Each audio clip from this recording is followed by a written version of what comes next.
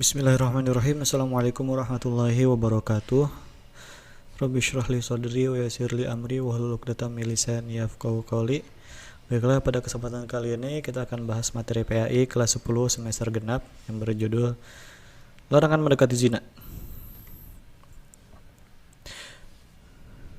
Allah Subhanahu wa taala berfirman dalam Al-Qur'an, A'udzubillahi minasyaitonirrajim. Bismillahirrahmanirrahim. Wala taqrabuz zina innahu kana fahishatan wa sa'a sabila. Baik, kita bahas tajwidnya terlebih dahulu. Wala di sini ada fathah bertemu dengan alif sukun. Nah, hukumnya adalah mad tabi'i. Taqrabuz zina, ada alif lam bertemu dengan huruf za, yang berarti hukumnya adalah alif lam syamsiah, atau bisa kita lihat dari cirinya, yaitu huruf setelah alif lamnya ada tasydidnya, zina. Lalu selanjutnya innahu, di sini ada nun bertasydid, hukumnya adalah gunnah. Lalu ada hak domir di sini, hak domir yang dimana huruf sebelumnya adalah huruf hidup, maka hukumnya adalah mad silah qasirah. Kapan disebut mad silah tawilah? Jika setelah hak domir ada hamzah. Wasa'a, di sini ada mad tabi'i bertemu dengan hamzah dalam satu kalimat, atau cirinya ada bendera nih, maka hukumnya adalah mad wajib muttasil. Selanjutnya sabila, di sini ada tanwin di akhir ayat, maka hukumnya adalah mad iwad. Tadinya sabilan, jika diwakafkan maka dibacanya adalah sabila, seperti itu. Ayat ini memiliki terjemah, yaitu dan janganlah kamu mendekati zina, sesungguhnya zina itu adalah suatu perbuatan yang keji dan suatu jalan yang buruk. Quran surat Al-Isra ayat 32. Wala taqrabuz zina, janganlah kamu mendekati zina. Zina itu apa? Zina berasal dari bahasa Arab, yaitu zana yazni, zina, yang artinya adalah hubungan biologis tanpa ikatan sah. Hubungan biologis seperti hal yang dilakukan oleh suami istri, tapi ini dilakukan oleh laki-laki dan perempuan yang belum menikah atau yang belum memiliki ikatan yang sah. Hubungan suami istri tapi belum jadi suami istri, seperti itulah. Apa hukum dari zina? Dari ayat ini bisa kita sebutkan, bisa kita lihat bahwa Allah menjelaskan wala taqrabuz zina, dan janganlah kamu mendekati zina. Mendekatinya aja gak boleh, apalagi zinanya, zina benerannya. Maka hukum melakukan zina adalah haram. Semua ulama sepakat bahwa zina itu haram.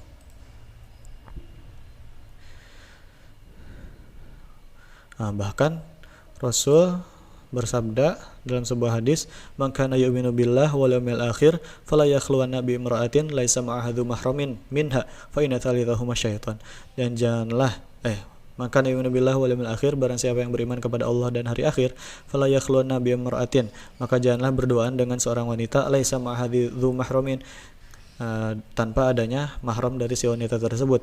Fa inna thalithahuma syaitan, maka ada si orang ketiga, si makhluk ketiga, yaitu setan. Maka ketika kita berduaan, misalkan seorang laki-laki berduaan dengan perempuan, maka jangan kepedean bahwa kamu itu cuma berduaan aja, maka yakinlah bahwa di sana ada setan. Maksudnya gimana? Kalau udah berduaan kayak gitu, pokoknya apalagi yang pacaran-pacaran, maka sudah pasti ada bisikan-bisikan setan dan lain sebagainya, menggoda untuk misalkan pegang tangannya, udah pegangan doang kok, dan lain sebagainya. Pokoknya sampai lanjut godaannya meningkat sampai akhirnya pada zina. Itu yang dimaksud mendekati zina. Wala taqrabuz zina innahu kana fahisyah. Perbuatan zina itu adalah fahisyah, adalah perbuatan yang keji. Kenapa disebut perbuatan keji? Karena efeknya juga atau dampak negatifnya itu ada di dunia pun di akhirat, ketika seseorang melakukan zina. Di dunia apa? Dampak buruk dari perbuatan zina yaitu hilang wibawa. Banyak artis-artis, banyak pejabat-pejabat yang ketahuan zina, kemudian dan lain sebagainya, maka karirnya pun hancur lebur. Orang-orang tidak percaya lagi dan lain sebagainya.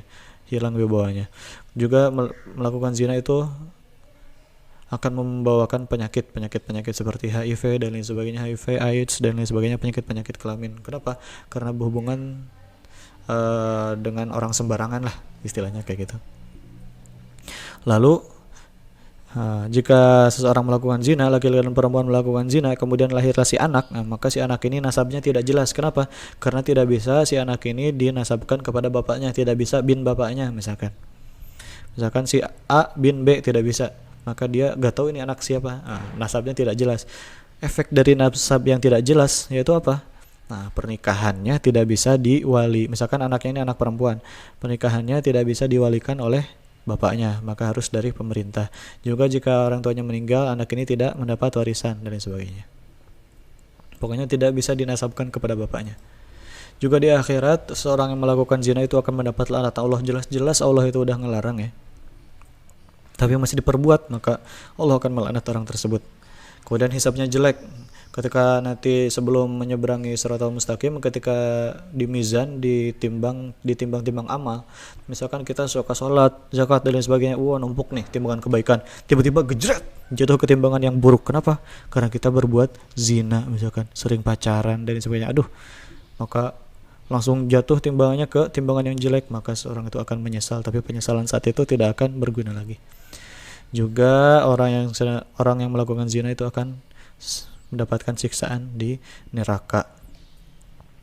Dalam sebuah hadis, ketika Rasul melaksanakan Isra Mi'raj, Rasul melihat seseorang yang memiliki tubuh yang besar dan juga bau. Ditanya kepada malaikat, "Wahai malaikat, siapakah itu orang yang sangat besar badannya dan juga sangat bau?" Itu adalah orang-orang yang di dunia melakukan zina. Itu siksa di akhirat. Maka yang pacaran putusin aja udah, tobat.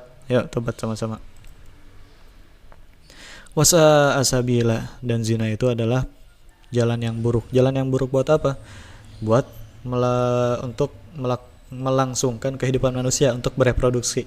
Manusia emang sejatinya harus melanjutkan kehidupan manusia dengan cara berhubungan, dengan cara melahirkan generasi-generasi baru, tapi nggak dengan cara itu, nggak dengan cara yang buruk. Allah sudah menyediakan cara yang baik, dengan cara menikah dulu, baru sok hubungan lah kapanpun, jam berapapun, berapa kali pun sehari bebas.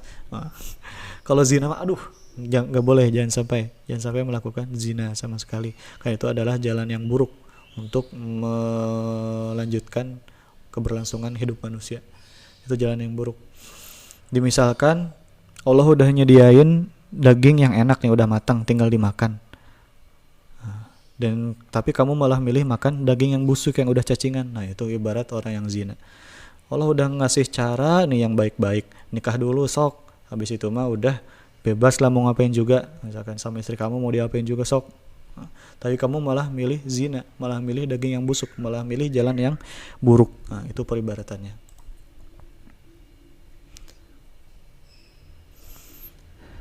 Dalam ayat lain Allah Subhanahu wa taala menjelaskan, A'udzubillahi minasyaitonirrajim.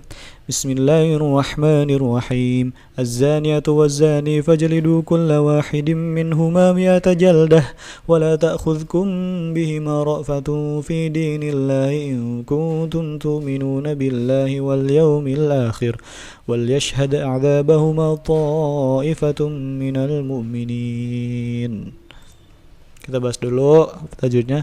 Fajlidu, di sini ada jim sukun atau jim mati. Hukumnya adalah qalqalah. Qalqalah apa? Kubro apa sugro? Qalqalah sugro, karena ada di tengah-tengah kalimat.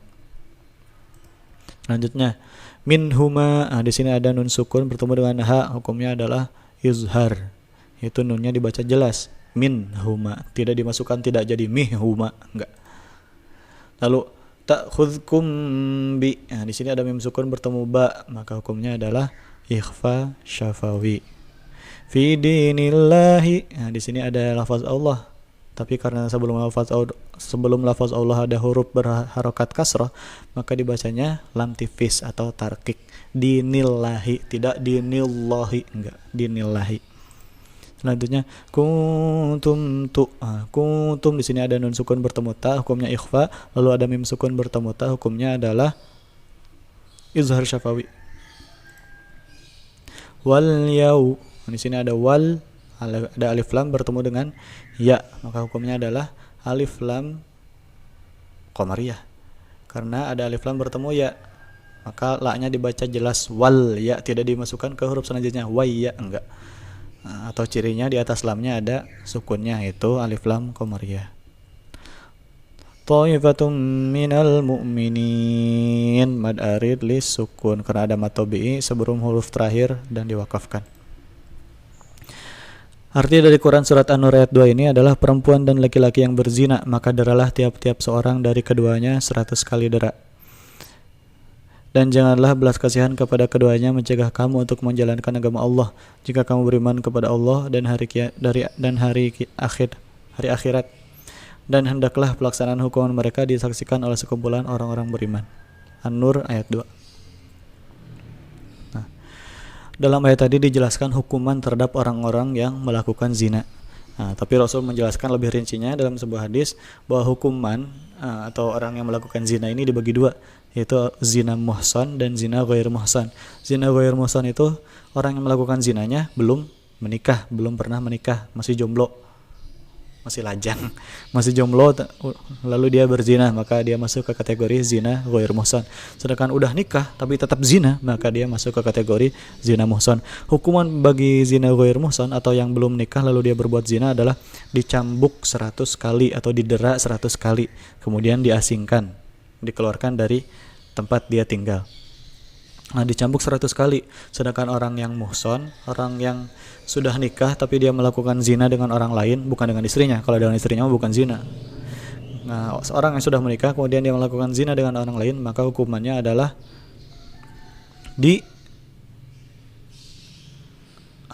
dilempari batu sampai meninggal, atau istilahnya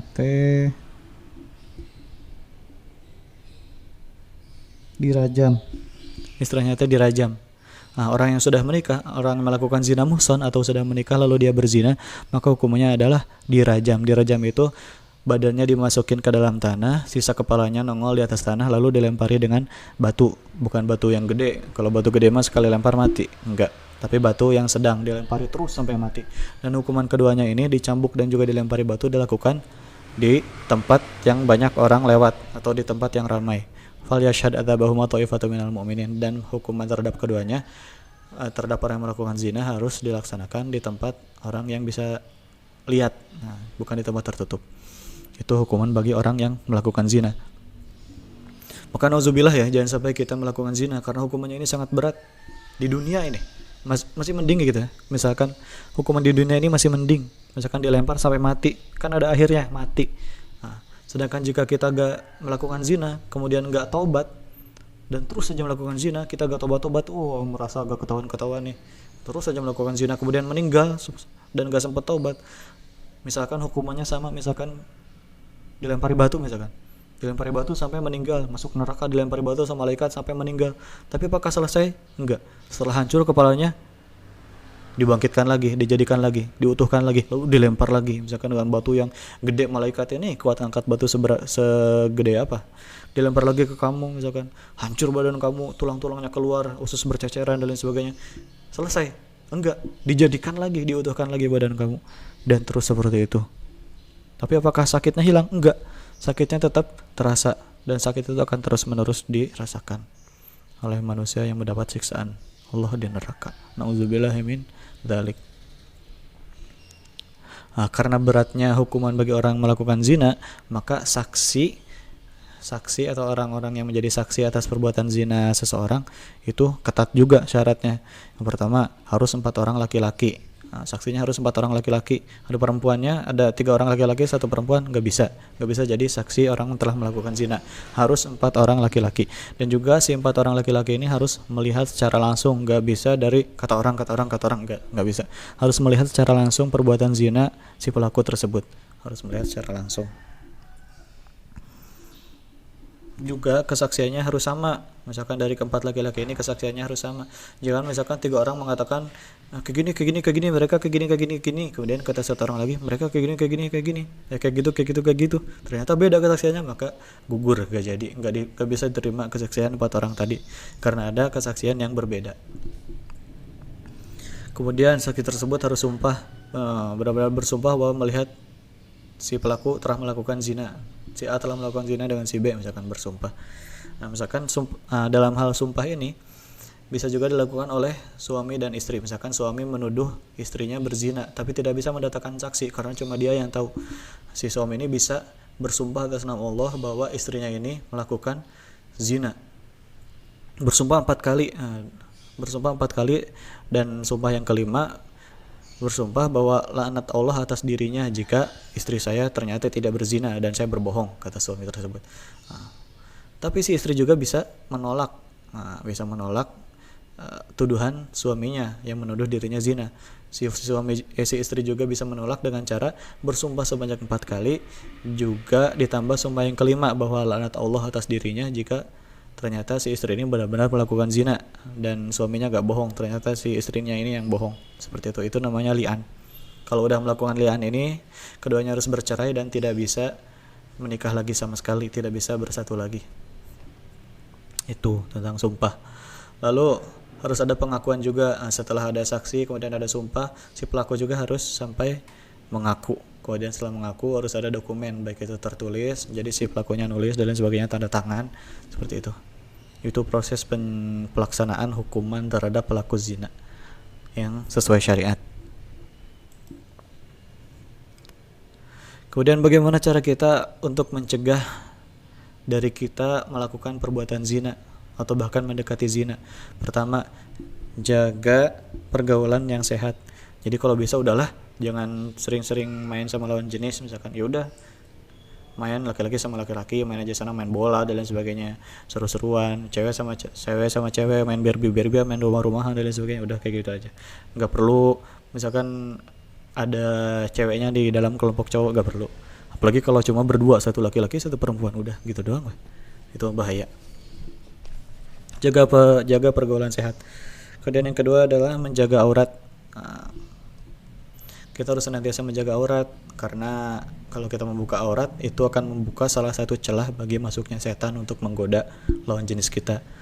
Misalkan laki-laki nih, habis main bola, bajunya dibuka, kelihatan roti sobeknya misalkan. Itu kan mengundang yang cewek-cewek pada kia gitu ya. Itu kan termasuk zina mata ya sebenarnya. Maka jangan sampai menunjukkan aurat pun dengan perempuan. Maka harus menutup auratnya, bukan membungkus aurat, harus menutup aurat sebaik mungkin. Jangan diperlihatkan auratnya ke sembarang orang. Udah, kamu itu spesial, rambut kamu dan lain sebagainya itu cuma buat orang-orang spesial, buat kamu, jangan diumbar ke siapa aja. Lalu menjaga pandangan. Laki-laki nih biasanya nih mata keranjang, kacau.